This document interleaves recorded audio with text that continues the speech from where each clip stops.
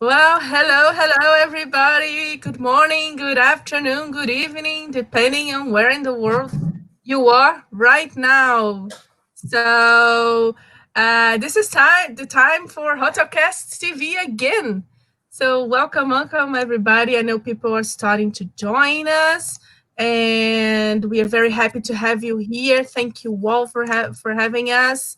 Um, is this your first time with us? This is the Hotocast TV, a webinar series sponsored by Ask Suite, the world leader in smart service platform for hotels and resorts. And we are also sponsored by Travel Tech, which is the biggest online event for the hospitality industry. If you haven't heard them yet, it's happening actually this week, the Travel Tech Latam. And we're gonna have the Travel Tech in Europe between 23rd and 27th of November. So be sure to follow the event. Have a lot of global experts as well. So you can check all the information on traveltech.en.com.en/en. Sorry.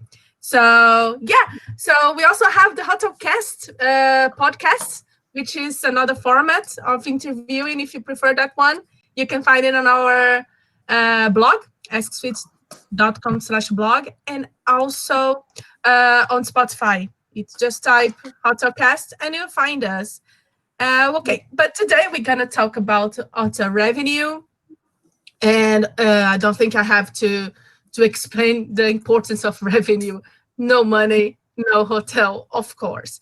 So I'm here with me. You can see in the screen. I invite two specialists, two global experts to help me in this so complex topic. So first of all, I want to say hi, Francine.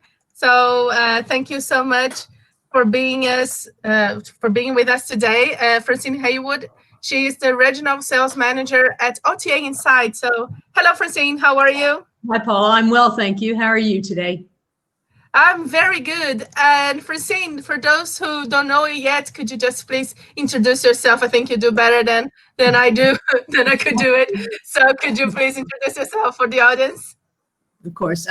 So as Paul said, I'm regional sales manager at OTA Insight, and I look after our business in Eastern and Southern Europe. For those of you that don't know us, OTA Insight provides technology that enables hoteliers to make smarter decisions when it comes to revenue and distribution. And we have 4 products in our portfolio. We've got Rate Insight, which enables you to quickly see and compare your rates to your competitors. We have Revenue Insight, which is a leading AI tool to help you analyze PMS data on the fly and to make it more accessible to other departments outside of just revenue management. We've got Parity Insight, which is an end-to-end solution for groups and chains to track their parity performance. And I think more exciting, we've just launched Market Insight. It's our latest solution, and it's the industry's first predictive marketing intelligence solution that looks at the intent to book in real time rather than when the bookings happened, so that hoteliers can identify new revenue opportunities. I've worked in hospitality tech now for about 8 years, and prior to OTA Insight, I co-founded a guest feedback and online reputation management company. And then outside of work, I farm sheep, believe it or not. I'm also passionate about films, and I've produced several films, including an award-winning documentary called Sons of Cuba a few years ago. Oh my God, that's so cool, Francine. I love that. Love that introduction. Wow, that's really nice. And you can also see Damiano, who is also with us today. Damiano Zennaro. He is the director of global advisory service at Ideas. So hi, Damiano. How are you today? Hi, Paula. I'm doing very well. Thank you very much. I see that you're doing very well as well. And hi, Francine, there as well in UK. So, yeah, as you said, my name is Damiano Zennaro. I joined Ideas last year in March after many, many years in a big brands, Intercontinental Hotels Group. Did work always around, education management. So, long time, about probably 20 years, around 20 years. So quite a lot of experience. I joined Ideas last year. So Ideas is a revenue management system, a leading system in the world. So we have more than 13,000 hotels in our portfolio. So it's a powerful, machines. And there is not only, our revenue management system, there are different, products launched into the market as well, but we are really focusing on, in this case, for room revenue. So in this case, for our revenue management system, even though we have, functional space and, smart space systems that, is part of our, portfolio. But, today we're going to, focus on our revenue management system. So I'm love foraging mushrooms, so if it is really something specific, it's now the right season, so it's autumn, so I'm really enjoying, the weather today. So and that's it, really. So looking forward just to start the conversation today. Great, that's also very nice introduced, Damiano. I have really special guests, as you can see. And thank you, everybody that's saying hi there. Hello, Jefferson. Hello, Ekaterina. Hello, Nizar. If you can all tell us from where you're watching the show, would be really nice to know. It's always cool being global because of that. You get the audience from everywhere. And as you all know, we are doing this from home. So I apologize if anyone have an internet break or something like that. We are doing the best we can here. So, hello from UK. Have someone Scotland. People starting to say hello here. Hello from Canada, France. All over the place. So here we go. Here we go. And of course, global. Global, yeah. And I don't want to be rude, so I haven't introduced myself. There's also me here. I'm Paula. For those who don't know me, I'm the host of this webinar. And I was a hotelier a long time ago, but now I work in marketing in a desk suite, which means that I basically try to find the best content for hoteliers and help them around the globe. So I write on the Ask Suite blog, I do podcasts, webinars, and so on. So, okay, everybody, good day from St. Petersburg. Hello from Poland. Hi. And Brazil, of course. Hello. So we are going to start now that we know each other, and we have a lot to cover. Revenue management, it is not an easy topic. Let's say it's not a simple topic. So we already got some questions from people that sent to us. They wrote on the posts or sent me an email. So we already have these questions. If you are watching us now and want to ask something for our expert, this is your chance. So you can write on the chat, and we will do our best to answer it. So let's start talking about the elephant in the room, or should I say maybe the monster for some hoteliers, which is technology, right? We have, I think, some hoteliers are still afraid of technology, or they don't actually understand what technology can do for them. So let's try to demystify this monster. I think it's old to say it's humans against machine. I think most people understand right now that it's not a question of against each other, but rather than together, right? So Francine, let's start with you. Why do you think our industry is so slow to adopt artificial intelligence? I think that's a really interesting question, because today in our lives, in our day-to-day lives, I think we all benefit from AI. And probably during the pandemic and lockdown, more so than ever. I think about Netflix, for example, how it seems to know what I want to watch next.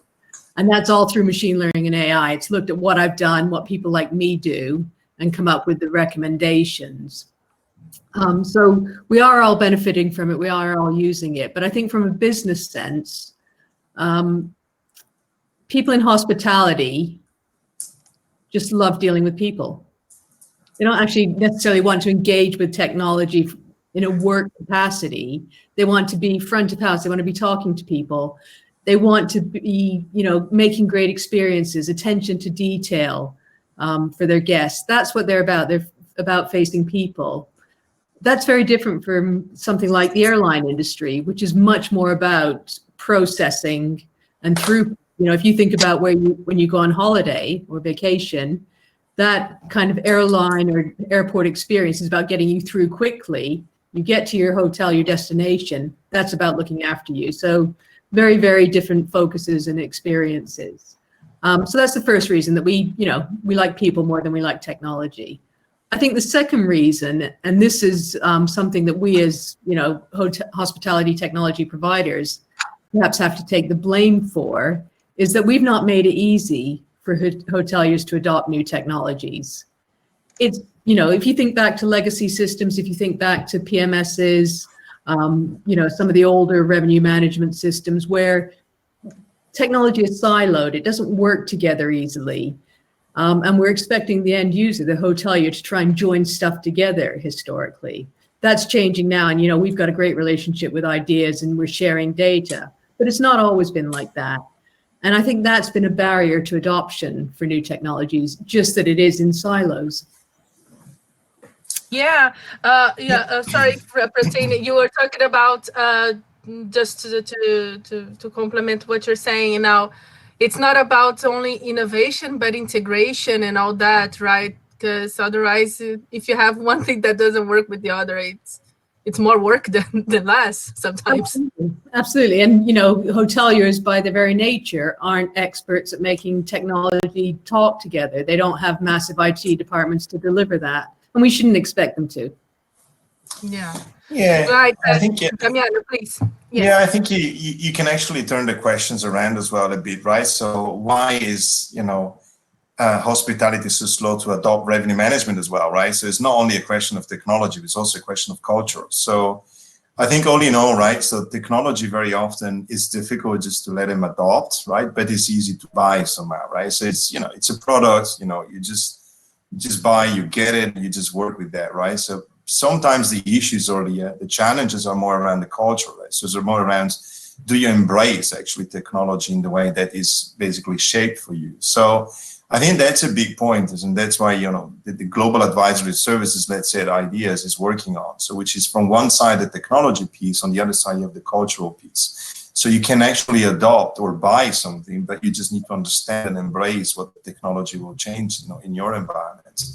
And very often, this is the biggest challenge to me. So, and that goes back probably to education as well. So, and probably I'm looking at Francine as well. If you're a long time in the industry, there is an educational piece there as well that comes from the back. So I think you need a new generation somehow, and we hope that this generation will be the generation driving as well. So much technology in the hotels, but because the center will remain hospitality. So and that's great. I mean, there's nothing wrong with that at all. So I think people tend to look black and white, but it's basically gray. So you just have the people from one side, which is great from our industry, and then you got the technology from the other side. You just need to find out the synergy, right? The best synergy, and the machine will never take over. I think.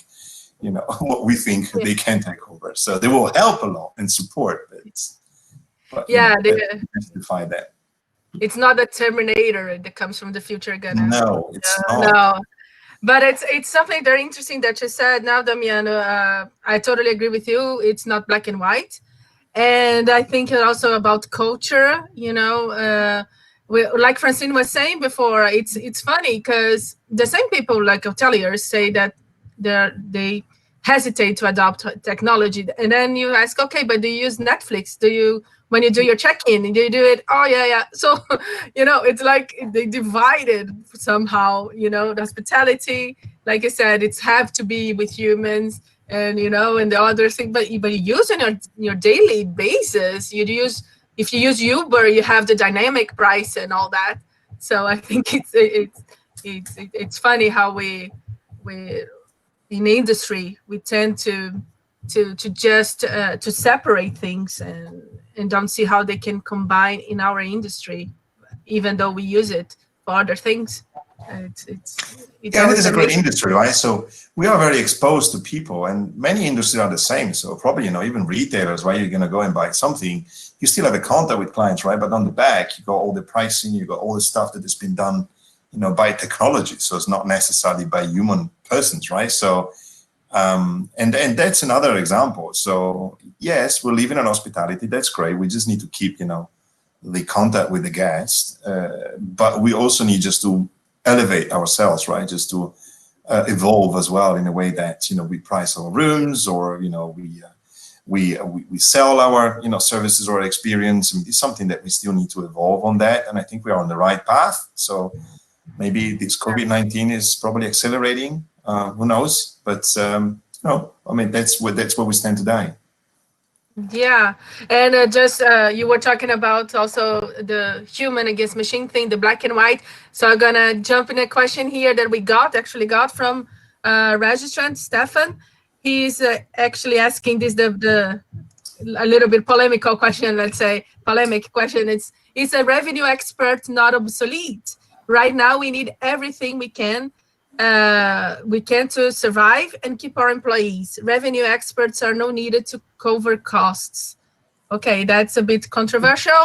Anyone wants to jump in? I think Damiano already started by saying that they're not gonna take over our jobs.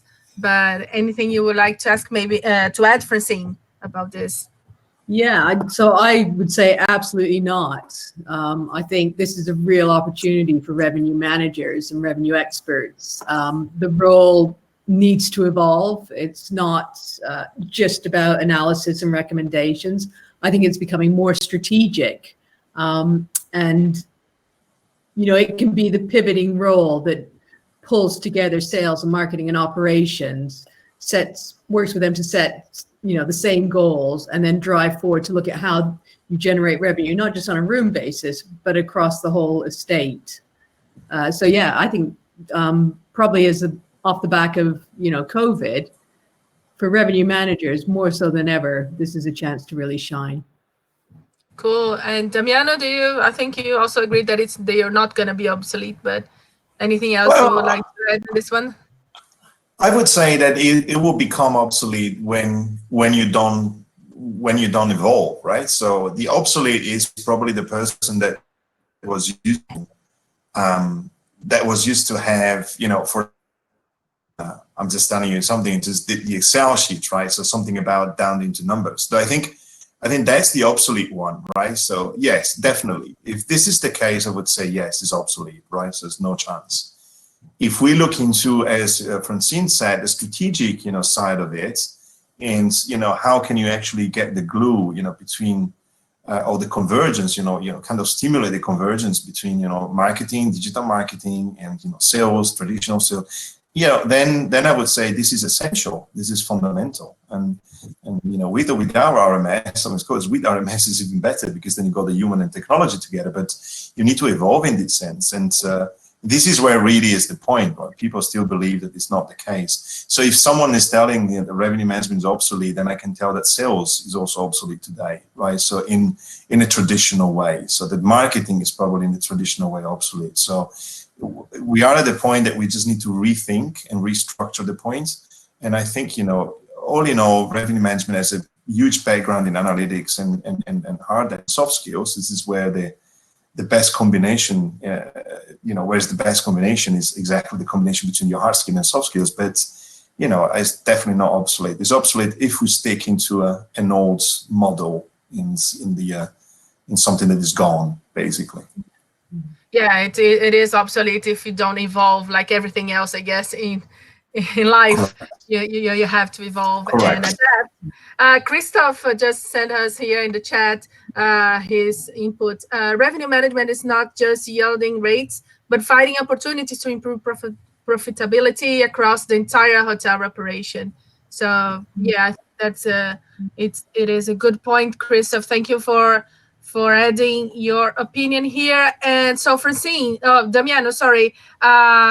Okay, so we are talking about technology, but what and how exactly can artificial intelligence, this surreal thing, can be applied in revenue management? Can you explain it a little bit in sure. Fact, In few words, it's going to be easy, right? It's very easy. If we talk about artificial intelligence or machine learning, right? Because I think there's a bit of confusion there too. So very often the two are the same, right? So even though it's not necessarily the same, but we're talking very often into machine learning as well, rather than only artificial intelligence. Is the umbrella, right, where we see all this. I think you just need to think about it, how many data you have, into your hotels, right, that you're receiving from outside and inside.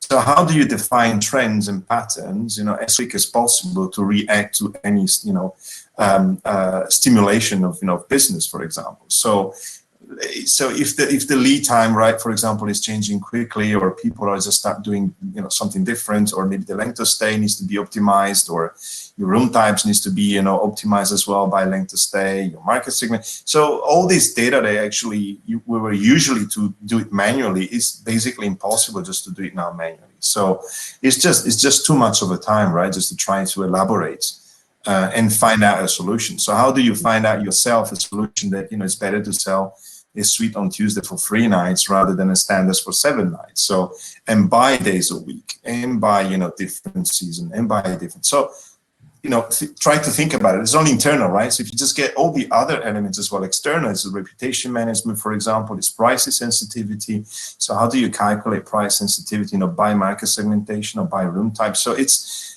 going to be, it's a lot of work. So this is where artificial intelligence / machine learning is helping a lot. So it will identify very quick different trends or patterns that will probably ease the selling of a certain room type or by length of stay. So I would just put it very short. There's not really too much to say around artificial intelligence, go too much into depth, but just to give an idea. So this is where it helps really a lot, technology.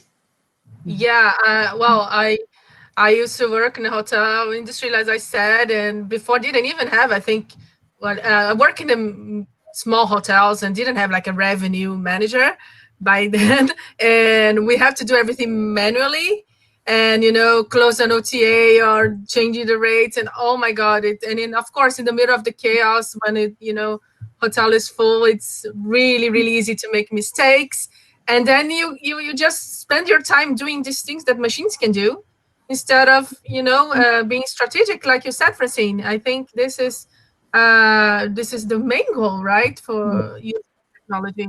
Well, I think also, we're seeing teams getting downsized. And so having the manpower to do revenue in that kind of revenue management in that traditional way, perhaps with an Excel spreadsheet, is becoming more and more difficult. I think the other thing now is that historical data still plays a part, but it doesn't play as big a part because the world is changing so quickly and so dynamically that we have to be looking forward. We have to be looking and learning about what we're seeing happening now rather than what happened, this time last year. It was a different world in October 2019. And I don't think any of us could have, would have sat there and thought this is where we'd be. So historical data and patterns is important, but machine learning really helps you to understand what's happening right now, today, in this new world. Nice. Well, we have another question. To that, Paula, if I can just add as well to Francine, it's a great point, historical data. There's a lot of discussion around now. So with no historical data, you can't basically revenue manage, or, it's all, well, this is really myth, if you wish, because you will start collecting data anyhow. So every day you're collecting data and historical data from yesterday, for example. So you're going to start continuing collecting and elaborating, historical data. It doesn't matter. And then is the future. So, yes, there's a lot of, around the historical data, but, usually a revenue management system or a technology looks into the future too. So you just need to adapt the machines in a way that, it just looks into the future much more than actually into the past. But, how would you like us to do that manually? It's impossible. Paula, you just remind me really the old days when you can try to manage all these, sites, and there was no channel managers or there was no integration, like Francine was mentioning before. That was basically a nightmare. So how many hours did we actually spend to that? And then we find out that there was a mistake, or that we just, that the Excel sheet was not working properly, or we lost a folder. Or so, but that's definitely the case. And how many overbookings have I had to deal with because of that? Or other common mistake was sending the wrong rate. Oh my God, it's a holiday and I send the normal price. Oh no, my gym manager will kill me. So being there. So thank God for technology, really. We have another question here. It's a little bit what we were saying before about the adoption, the slow adoption of technology from Pablo. First of all, hello, Alana from Florida. Hi, nice to see you again here, Alana.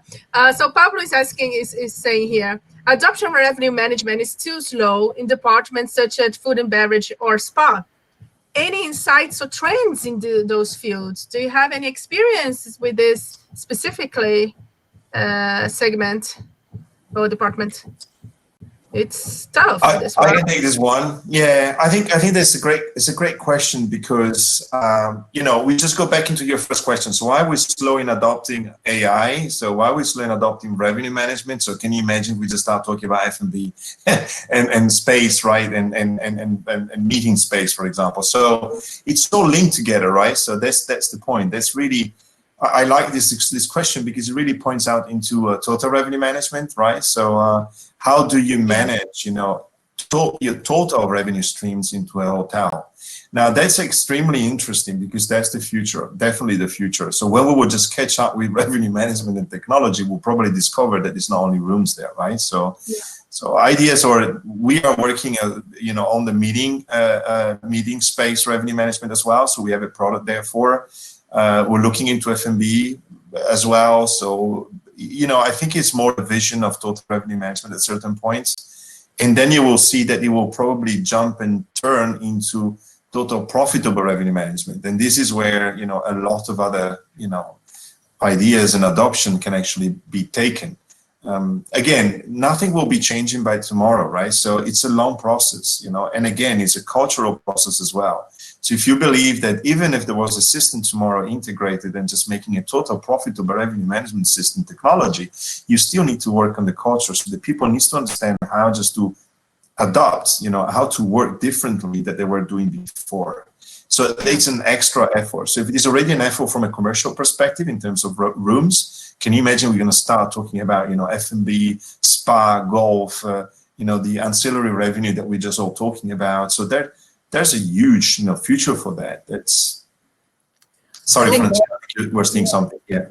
Yeah, I think also there's the way the two interlink. So if you think about it, are you better, for example, letting 2 rooms to 2 couples who would have dinner separately in the restaurant versus letting 2 rooms to a group of 4 friends who are going to get together in the restaurant and maybe spend twice as much because they're, there for the night, they're buying a few bottles of wine and enjoying themselves. If you look at that total revenue generated from that stay, when you think about segmentation, is that a better segment for you to target groups of friends rather than couples? So I think there's some interesting things there that, machine learning and looking at where your revenue is coming from will give some interesting insights going forward. Yeah, I think it is really a great question. Thank you, Pablo, because we tend to think, like Damiano pointed out, and you too, Francine, we tend to think about only rooms, right? And it's a total revenue strategy. And also have we had already a question about it that I think we can go through it because it's similar to this one. Do you think, it's from Lana actually, who is watching us, do you think there is any way for hotels to make more revenue besides selling hotel rooms and standard hotel service? If so, how do you see it, and how and what could it be? I think you started already answering a little bit, Francine, there, like analyzing what would generate more revenue, right? What kind of reservation and all that. Yeah, so I think it's, overall, the basic concept of a hotel is pretty simple. It's about selling space in periods of time. Added to that are services to make the space more, or the time more attractive, but ultimately space and time are the kind of the 2 dimensions. So I think for hotels right now, it's really important to look at the space that you've got. How are you selling that? Where can you sell it? And what different time slots that you can you use? I've seen examples recently. Citizen M launched a corporate subscription. So you basically paid a monthly or an annual fee, which gave you 3 nights accommodation, use of the workspace, use of a meeting room, Wi-Fi. And this goes back to the home working we talked about earlier, where people just need to get out, or maybe they, instead of traveling into London, every week. They'll do it once a month and stay for a couple of nights. So a different way of looking at how they sell their space and their time. The Hoxton, another really interesting one, they did a pop-up campsite, so a bit of glamping in the summer, which incorporated a stay in London when you feel safe to do so. So they actually moved their space outside of the hotel, the traditional hotel, to a country estate in Oxfordshire. I've seen examples where hotels are offering to sublet their dining spaces to local restaurants who, they can do the amount of covers, and they've got the demand, but they can't manage socially distancing. If they can be in a bigger space, they're going to benefit from that, as does the hotel. And I think, other things for hotels to look at is, what else have I got that I can sell? Have I got parking spaces that I can sell? People are less likely to use public transport. Have I got charging points that I can rent out by the hour? Can I turn my meeting spaces into, classrooms for universities or schools? Can I turn my bedrooms into private dining spaces? I think really, look at the space that you've got, look at how you let it in terms of time slots, and see what else you can come up with. Well, there are many examples. Go ahead, Damiano. Yeah, I think, linking into what Francine was saying, I think we go back into the capacity or the capability of thinking creatively as well from one side, and thinking about the experience on the other side. So I think we've been obsessed in the last years, through distributions or through channels or through the internet, just to merely focus on price, right? So that the €1 difference would just make the difference. We're going to actually get the guest. I mean, I think that perception of, focusing only on price is something that we need to change. And we're saying this for a long time again. So that's the issue sometimes. We're just repeating a lot of things, but you should actually play around the experience, right? So you value and you price, your room somehow in conjunction with the experience. So I think, one of the recommendations I will probably say right now, just work much around this. And this is where probably marketing is pretty strong. So this is where digital marketing is coming, right? So it's like, as well, it's just following your journey,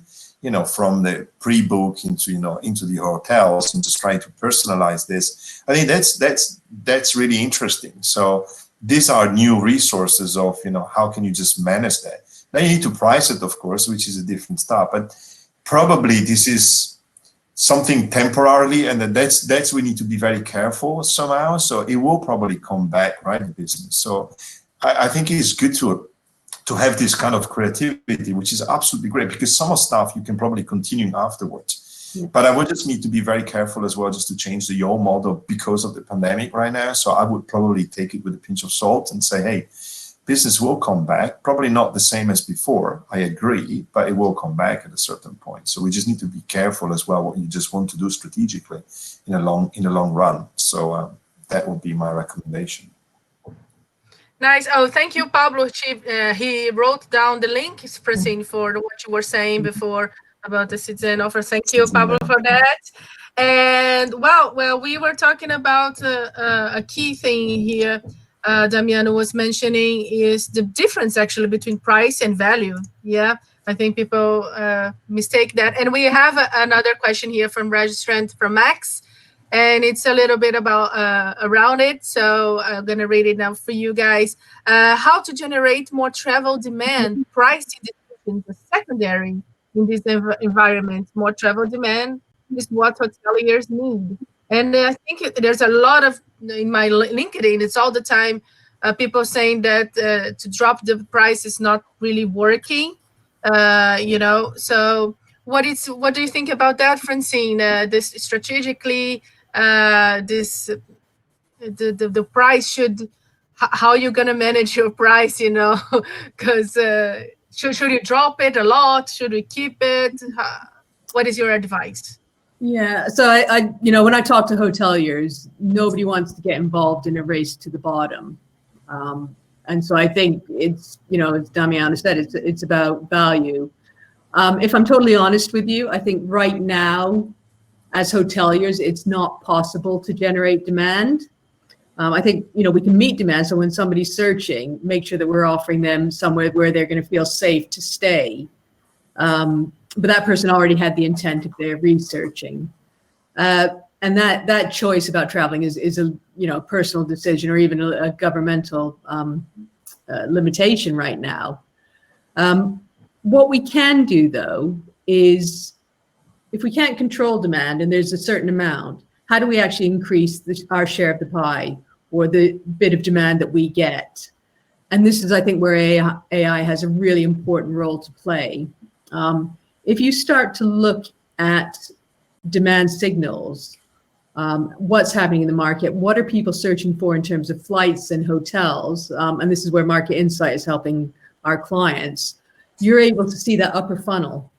You're able to see the data as people, or the insights, as people are starting to think about traveling to Italy for a long weekend, or 2 weeks in Sao Paulo in the summer.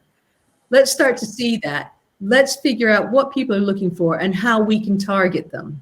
So if we know, for example, right now, people from Canada are searching to go to Brazil in the winter for 2 weeks, and they're looking for 7-night stays, let's put our offers together to target that. So if the pie is still the same, we increase our chance of getting a bigger slice. Nice. Damiano, any thoughts about it?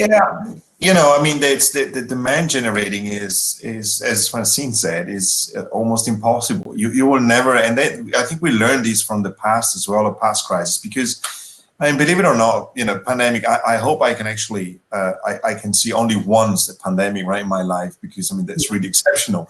But there will be another crisis, right?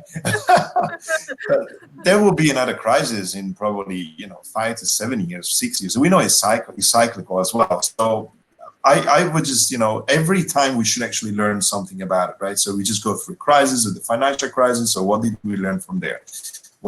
So one thing that we learned, hopefully from the past, and I hope we did really learn as an industry, is that dropping rates doesn't generate demands. I mean, we're saying this for a very, very long time, right? So, and that's why systems as well in technology doesn't accept the fact of dropping rates, because there's no need. If there is no demand, there's probably, there's no way just to generate demand by dropping your price by 50% or 60%. And we still see this, right? So, and that's a pity, because we don't learn from the past, right? So you should actually learn from the past, live in the present, and just, plan for the future. So, so the dropping price is just something that I would like not to see anymore somehow. Managing your pricing following your demand, this is something completely different. So thinking about out of the box, and just looking at the experience again, I think that's probably where you just need to focus now. And as I said before, and Francine was mentioning that too, you might actually want just to start looking at marketing and digital marketing in a way that you just combine, the data, that you see coming, or the journey of the guest that you just want to catch, right? Just to price it correctly. Because there again, I mean, the pricing and the value that you were just discussing as well, Paul and Francine, before, I saw as well when Reputation Manager came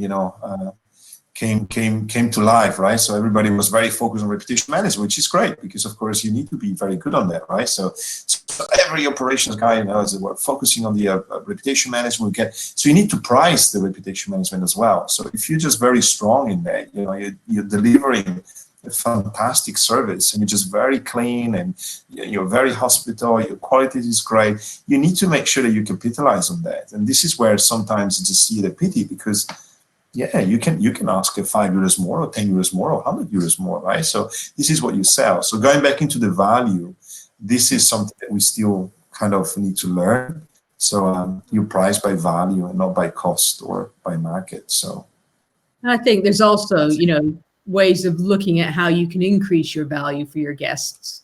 Sure. What are the things that are low cost to you, that are going to be, not have an impact as much on your bottom line, but actually to your guests are really, really valuable. And it's knowing who your guests are, knowing what they're searching for, what type of trip they're coming for, what the visit is. If it's a couple, for example, maybe you offer that bottle of wine on arrival, or a cocktail, or if it's a business trip, maybe you offer a free shoe shine service afterwards. Lots of different things that you can do that are low cost to the hotel, but hugely valuable to the guests, and you keep your price where it should be. Yeah, totally agree there. And Max, actually, the one that made the question, he also had here, and I think it's a good adding here. Revenue managers should get out of their comfort zone and work hand in hand with marketing, CRM, and sales team specialists to create more demand for the property by increasing its market share. I think it's a little bit not creating, but like you said, Francine, you can see the trends if you work together. I think it's what we said before. Revenue managers' role is changing, and they're gonna have to work closely to other departments and not creating the demand, like you said, but spotting the chances right beforehand. Absolutely. I think the revenue manager will almost become like the orchestra leader or the conductor in terms of pulling the departments together, understanding where the demand is coming from, gaining those insights ahead of people making booking decisions, and then working out how they target them, whether it's through marketing campaigns, whether it's through direct sales approaches, and understanding, if there are gaps in demand, how do you look at filling that? How do you encourage people to spend an extra night, whatever it may be that's, right for your hotel, but it is about working together now rather than working in silo. Yeah. Damiano, do you agree that this is the next for revenue management then? Yeah, I mean, the comfort zone is an interesting one, right? Because I think like revenue managers should come out of the comfort zone, the same should do marketing and the same should do GMs, the same should do sales. So I think it's a question. I'm always very curious to hear revenue managers. So yeah, it depends on what kind of revenue manager you are somehow. But everybody needs to come out of the comfort zone today. I think everyone, even us, right on the phone. So we just need to come out from the comfort zone. And some people, they can actually cope with that easier than others, right? That's very simple, right? But you need to come out from the comfort zone. There's no other way today. But honestly, we were saying this already a couple of years ago, that the convergence between marketing and sales was already there. So some of the brands and big brands, they are working into that direction, true. But there's many other smaller companies and independent hotels that don't get it yet. That it's not a siloed world, and hotels tend to be siloed as well. So when I see all these questions coming around F&B and functional space or meeting space, this is all together, in fact. So the first one who will probably achieve such a great collaborations into profitable revenue management or total revenue management, because he's a good leader, because he's a leader that actually can put all these people together, it will be the winner. So that's as simple as that, with or without technology, right? So if you have the technology, it will be much easier. It will ease the process, but you still need the people that they believe in that, right? So and we know that this gonna happen sooner or later. So it's what Francine was saying as well. So I think there is not really another way. So we learned from the previous crisis. Now we have this one. So technology should be kind of checked from the list. It's still not. So let's check the technology out. Let's check the people out, right? So for the next crisis. But yeah. Yeah, we need, apparently we need to do the same mistake a few times, Damiano, to actually learn, I guess. And like you said, I don't think you have any comfort zone for anyone anymore. Like seriously, there's no comfort zone. But anyway, we have another question here in the chat from Jarmila. Hello from Perth, Australia. Implementing AI machine learning besides room division, what should be the next department to implement AI machine learning? I think we cover a little bit, but we can add a little bit more. Event space at second highest generated revenue department. Since we were talking about the total revenue, and I think this is a good one. There's plenty of things to do from Francine and OTA Insight as well in terms of numbers and data, right? So you can collect data from everywhere. So there's a huge world there, right? So I think it depends, right? So I think Jamila is asking about the next. I mean, it depends on where you're located as well and what kind of hotels you have. So if there's a resort or a convention, so it really depends a bit. I think that a big gap there. So while there is some approach or revenue management approach to a meeting space, right? the F&B is still a nice, a nice gap there. So I think, that will be good and excellent just to focus more on F&B and revenue management F&B. And don't forget, we can really be innovative here and thinking innovatively, but, as long as you have a digital menu, right? So for example, you can still play around when is your spaghetti or pizza just sold most? Is it Tuesday at 7 o'clock, or is it when? So you don't know probably right now, and you can actually price it, in a way that makes sense, for yourself. So it's everybody's asking on Friday night for steak. So probably that's the best time just to look at it differently, right? So, so there's plenty of things that you can really do with F&B. So there are some different, challenges there in terms of, you have revenue per seat per hour, right? For example, per seat hour, it's revenue. You can calculate, you can actually introduce some metrics there, but there's not a global approach in that right now. So I think it's probably very manual and very non-professional at this stage. So there's a lot to do in that sense too, to imagine that combining all of them into one system, there's going to be a big challenge, but that's probably the future. Yeah, I would agree. That kind of total yield of revenue across every part of the hotel. Nice. Yeah. I think it's so exciting. I'm not from revenue per se, but I think it's so exciting what much we can do with data, but I think it's a bit scary, especially for people like myself. They're not too young, or that you get a bit lost, because I see people that sometimes get a lot of data, but they just don't know like what to do or what to focus on, because it can be overwhelming. So do you guys have any best practice tips or something that revenue managers should really focus on? We said it really depends, of course, on which case, and I understand that, but if you could give a general advice, and what data, we already said that maybe past data is not so good right now because things are so different. So yeah, if you were, I'm gonna put you in a hot spot, I guess. If you're a revenue manager right now, what would be, your number one thing you think I have to cover this one to start understanding what is happening? Francine, would you like to go first? Yes, Lady first.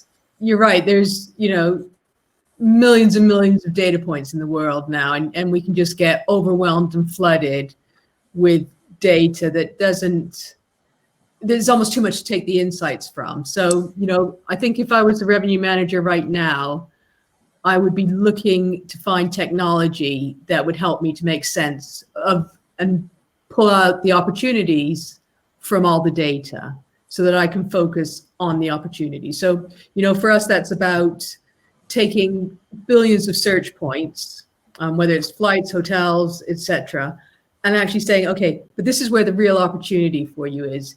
The demand is coming from this location, it's this length of stay, and there's this event going on potentially. This is where you want to be focusing. That's where you're going to get your revenue from next week.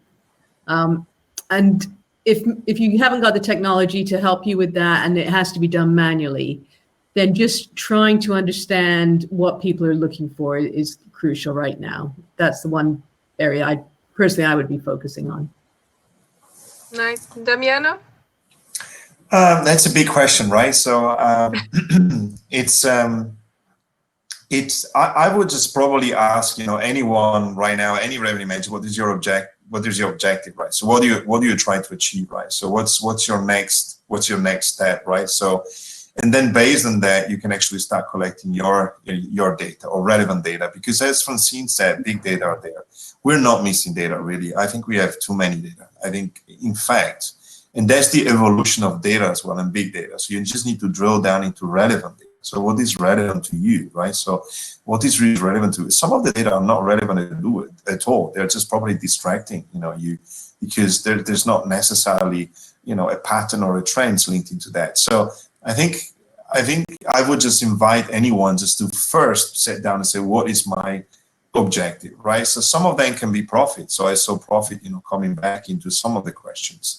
Well, profit will be a big one now, because we are all under pressure in terms of cost, right? So if you think about distribution cost or acquisition cost, I will probably be, very very meticulous in understanding, my costs linked into my reservation transactions level. So that's something that probably when you were running at 80-90% occupancy in the all good days of last year, you didn't really have the time to do that, right? So probably was very manual or very approximate, right? So now that the reservation are less, you probably had a good chance to start understanding really the impact, of any single transaction. So how much does it cost to me? And I heard already, and we see hotels, just opening their eyes today, saying, wow, I didn't really realize that this is such an expensive, channel, it's such an expensive. So I'm not saying that there is a solution for that, because we know that we need distributions, machines. We know that we need distributors. I mean, it's not a point, but maybe we are thinking like, okay, what I do not want to have that I had before. So maybe you're just thinking like, okay, I don't want to be too much dependent, from one provider, for example. I just want to spread around. So I didn't realize that, being dependent by 80% by one provider, it will hurt me so much. So, and that's the learning process, right? So Francine as well, so it's the learning process. So if you didn't learn it from before, you just do the same mistake, is your choice. That's what we usually say. I think, you can make the mistake, once, but the twice is basically your choice. So you can't go back and say, oh, it happened again. Well, you knew that. So I'm very curious to see how do we recover from there, and how do we come out as well from a profitable, point of view. So my focus would be definitely into that, so collecting data, relevant data that shows me what's the bottom line of my reservations. Yeah, I think it's a good point too, Damiano, that you said, like, I tend to be optimist, and there's also always a good side in everything. I try to at least see it. And Sure. since the demand is so slow right now, it is a good opportunity to actually understand, like you're saying, understand your demand. Like, you have the time for do it now. So understand your data, Exactly. understand what it's happening to your hotel, and the costs. I think it's one thing that they put people. I don't know. I have this idea. Maybe I'm wrong, and you guys are the experts. Correct me. But I think the hotels tend to put the price based on competition, and not necessarily on their own costs. Let's say. So I'm not sure if all general managers know exactly how much cost their service and their price and their rooms. I don't know. Do you agree, Francine, or you can say that I'm totally wrong? No, I No, won't be offended. I think I would agree with that, but I think you raise an interesting point around competition, because again, historically we've had static comp sets that we've compared ourselves to, and maybe we've been within our comfort zone as hoteliers, looking at the same 10 or 15 hotels, but actually the people that we're competing with now, it's changing. It's, going to be apart hotels or service departments that perhaps weren't on our radar, this time last year. Alternative accommodation providers. But also, even within the hotel space, we're seeing, for example, in cities where demand is very low, the high-end 5-star hotels where they're not able to deliver the same level of service, personalized service that they have in the past, their rates are coming down, and they're nudging into that 4-star space. So whereas as a 4-star hotel previously, you would go, okay, this is my comp set. Now, maybe it's this bit of 4-star, but it's these half dozen 5-star as well that people are looking at. And again, it goes back to that search data and understanding demand. So within Market Insight, we've created this idea of a dynamic comp set based on when people are searching, what's coming up? Is it you and who else? But similar to you in different ways. So I think it's really important to think about, your competitors as well as, when you're looking at your profitability and your rates. Because if you're trying to get more of that share of pie, you want to take it off of them. Yeah, that's a very interesting point. I think not only in the hotel industry happens this, but we don't compete anymore, not even to our own sector. We are competing, like we talk about customer service. You don't compare hotel to hotel. You compare any experience that you have, and you want it. It's really a good point. And we, Damiano, we are heading to the end of, unfortunately, because we still have many That's things we quick. would like to yeah, right. We do have questions here on the chat that I'm seeing people. I'm gonna ask them. I promise. But since we are going to this future of revenue, Damiano, what do you think it will? How will revenue management look like after all this? If you have a crystal ball or something, what is your predictions, Damiano, on the matter after this crisis at least is controlled, let's say? Well, I think, I who knows? We're gonna probably listen to this in 5 years' time, so the recording bits. I think, and I'm still convinced, as you said, Paula, that it's a great opportunity here again. So I'm just, I'm optimistic in this sense because every single crisis, there is always an opportunity to change or just to review and adapt. So, and I see here, some motto, right? So there is nothing permanent except change. I see in the comments. I can say as well, the only one that was Einstein. So the only one that can actually survive is the one that will adapt, right, to the change. So, and that's Darwin. So there's a lot around change. So we all know there are opportunities. So how do I see revenue management? I see it in a sweet spot, if you wish, because if we can get really the opportunity to extend, our expertise and our analytical expertise as well into a more commercial role, I think we're going to be at the center of the attention. So I think that revenue management as such, if it is going to be, if there will be the change that we're just seeing, it will have the chance and the opportunity to lead, the commercial area of a hotel or a brand or so. I would just grasp this opportunity just to put everyone together, just start leading, the process, having, marketing with you, sales with you, operations with you, and to start thinking, hey guys, let's gonna sit down and just understand what's happening here. So, and revenue managers are strong in this. So this is my prediction, after COVID-19. So. I'm writing down, Damian, and I'm gonna. Yes, exactly. Yeah, write it down. And all these We in have total revenue recorded. management environment, right? So, and profitable revenue. So I just can see this in about 10 years. So we'll see by the next crisis. What didn't change, right?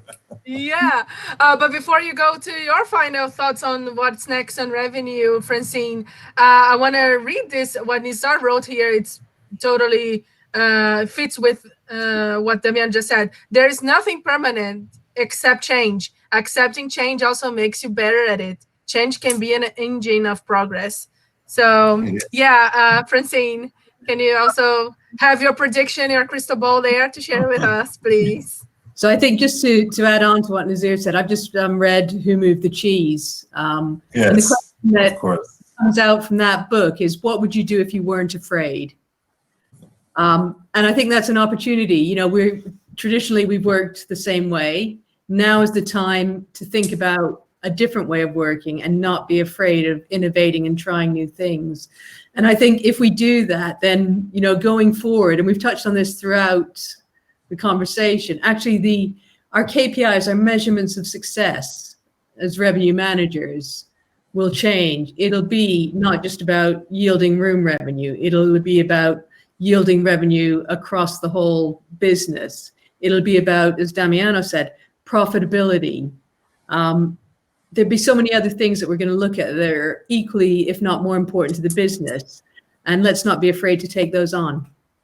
No. Yeah. Well, I want to thank you guys for being here. And I do have just one really quick last question from Davina. And I think it also goes along what we said before of being strategic. She says, automate and schedule your reports to be delivered certain days of week, month. There's a lot that technology can help at our revenues, right? So I guess the future in my crystal ball, I don't have one, and I don't even am expert. But anyway, I'm gonna just say that I think in any department, actually in the hotel industry, is to be more strategic. You don't need to do this tasks that a machine can do. Focus on something else, right? So. Yeah, well, thank you guys, for being here with me. Francine, thank you so much My pleasure. for sharing your time with us. Do you have any information, maybe contact that you like to leave? Any message? Just this is your Yeah. turn. If anybody wants to get in touch and talk about what we're doing and how we can help you, just drop me an email at francine@otainsight.com or connect with me on LinkedIn and message me there. Nice. And Damiano, you too. Thank you so much for being a guest here today. Also, would you like to send any final message or leave a contact information? Yeah, no, thank you very much for inviting me. It's always a pleasure. So you can really reach me at LinkedIn, so Damiano Zennaro, or otherwise damiano.zennaro@ideas.com. That will be my pleasure to answer any questions in the future. And hopefully see you soon after the pandemic again, just to discuss how good we were in predicting. Yeah. Well, that would be good. Thank you all for watching us. Thank you, everyone that registered in the webinar. I hope to see you again. Our next webinar is on November. And again, we're going to have the travel tech in Europe between the 23rd and 27th November. You can check all the information in traveltech.space. It's the European edition of Travel Tech. Thank you so much, guys. And I hope to see you again soon. Thanks, Paula. Thank you very much. Thank you, Paula. Bye. Bye-bye. Bye-bye. Bye-bye.